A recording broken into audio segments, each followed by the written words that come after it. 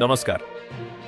8व्या वेतन आयोगाच्या अंमलबजावणीकडे जितकं लक्ष सरकारी कर्मचाऱ्यांचं लागलंय तितकंच किंबहुना त्याहून अधिक लक्ष देशातील लाखो पेन्शनधारकांचं देखील लागलंय.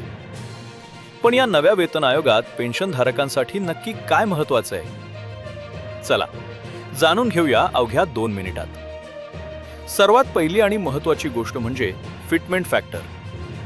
7व्या वेतन आयोगात हा 2.57 होता.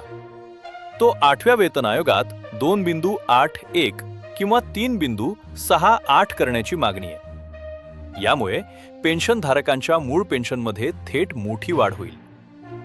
दुसरी गोष्ट म्हणजे सध्याची किमान पेन्शन जी 9,000 रुपये आहे ती वाढून 13,000 ते 15,000 रुपयांपेक्षा जास्त होऊ शकते. तिसरा महत्त्वाचा मुद्दा आहे अतिरिक्त पेन्शनची वयोमर्यादा. सध्या वयाची 80 वर्ष पूर्ण झाल्यावर 20% अतिरिक्त पेन्शन मिळते. पण आता संघटनांची मागणी आहे की वाढता वैद्यकीय खर्च पाहता ही अतिरिक्त पेन्शन वयाच्या 65, 70 किंवा 75व्या वर्षापासूनच टप्प्याटप्प्यानं सुरू करण्यात यावी. तसेच नव्या मूळ पेन्शनवर मिळणारी महागाई मदत म्हणजेच DR देखील वाढणार आहे. चौथा मुद्दा पेन्शन कॉम्युटेशन रिस्टोरेशनचा कालावधी 15 वर्षांवरून 12 वर्ष करण्याची जुनी मागणी आहे. आणि 5वे म्हणजे CGHS क्षेत्राबाहेर राहणाऱ्या पेन्शनधारकांचा फिक्स मेडिकल अलाउन्स 1,000 रुपयांवरून 3,000 ते 5,000 रुपये करावा, ही देखील एक आग्रही मागणी आहे.